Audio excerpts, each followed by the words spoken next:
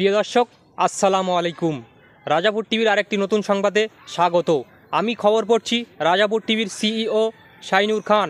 আপনারা দেখছেন মঙ্গল গ্রহ থেকে প্রচারিত বিশ্বের একমাত্র নন স্যাটেলাইটভুক্ত মিসাইল বহনকারী বাস প্রদানকারী বিশ্বের প্রথম পারমাণবিক চ্যানেল রাজাপুর টিভি।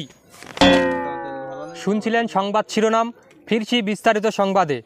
গতকাল বঙ্গোপসাগরের মাঝামাঝি একটি চাউলের খনি পাওয়া যায়। তাদের 3টে থেকে 3.5 চাউল পাওয়া গেছে, আরও পাবে বলে আশা করা যাচ্ছে। এসব চাউল তোলার জন্য আমাদের রাজাপুরীর তরফ থেকে মণিকুমারের যত কুলি ছিল সব ঠিক করা হয়েছে।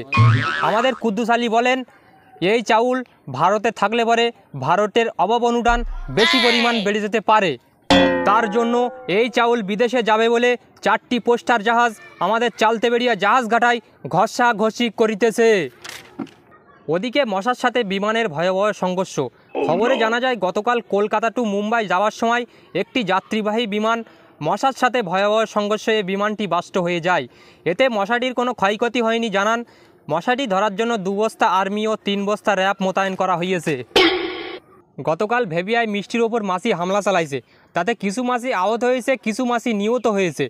যারা নিহত হয়েছে তাদের কলকাতা পিজি হসপিটালে ভর্তি করা হয়েছে, আর যারা আহত হয়েছে তাদের মোরালিসা কবরস্থানে দাফন করা হয়েছে।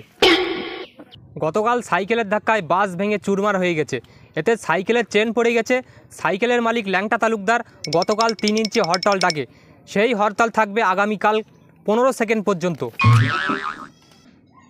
আজকে একটি যুবতী মুরগির ইফটিজিং করার কারণে ফাঁসি হয় এক মোরগের। সেই ফাঁসি কার্যকর করা হবে 6 বছর পর দিল্লি জজ কোর্টে। খবর জানিয়েছেন আমাদের রিপোর্টার হাড়ে হারামজাদা বান্দর ভাই। গতকাল বঙ্গোপসাগরে আগুন লেগে পানি পুড়িয়ে সারকার হয়ে যায়। মাছের কোনো ক্ষয়ক্ষতি হয়নি জানান। শাওলাকাটা নিরাপত্তা জায়গায় আছে। আগুন লাগতে লাগতে উপকূলের কাছাকাছি গেলে আমাদের কাঁঠাল চৌধুরী বলেছেন, এই আগুন উপকূলের কাছাকাছি গেলে বহুত ঘরবাড়ি পুড়ে যাওয়ার সম্ভাবনা রয়েছে। এই আগুন নিবানোর জন্য আমাদের রাজাপুরীর তরফ থেকে 7 বস্তা পেট্রোল ও 14 বস্তা কেরোসিন তেল পাঠানো হয়েছে। সর্বশেষ আবহাওয়ার খবর। গতকাল 6000 কিলোমিটার বেগে সিমেন্টের বাড়ির ওপর দিয়ে হালকা ঝোড়ো হাওয়া ও বৃষ্টি, বজ্র বৃষ্টি সহ বিচ্ছিন্নভাবে বয়ে যেতে পারে। বিশেষজ্ঞরা জানিয়েছে এতে মানুষের কোনো ক্ষতি হবে না, তবে বন বিড়ালের লোম কাটা হাওয়ায় উড়ে যেতে পারে। গতকাল সূর্য উঠলে আর ডুববে না, ডুবলে আর উঠবে না।